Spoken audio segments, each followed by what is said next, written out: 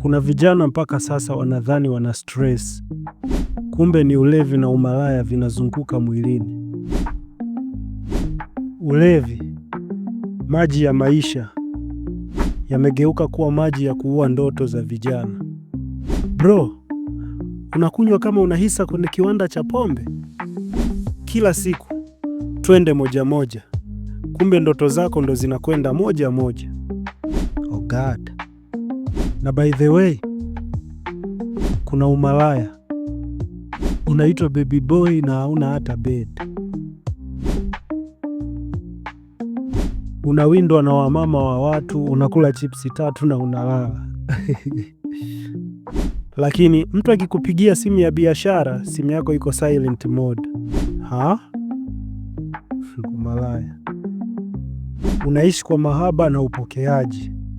Mpaka leo haujui bei ya unga, unajua tu bei ya nails za girlfriend wako.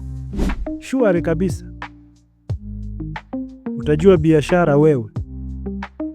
Haso ya biashara itatokea wapi hapa? Unajidanganya wewe ni lover na kumbe wewe ni provider. Bro, unaishi tu kwa kiki. Ukikatiwa maji nyumbani, girlfriend anageuka kuwa stranger. Kukata tamaa kila ukiachwa.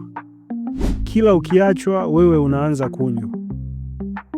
Bro, wewe ni mwanaume au microwave? Kila joto linakuunguza moyo. Oh God. Na by the way, kama wamjua mtu mwenye tabia hizi, mtagi kimya kimya. Lakini kama ni wewe, koma na maisha bro.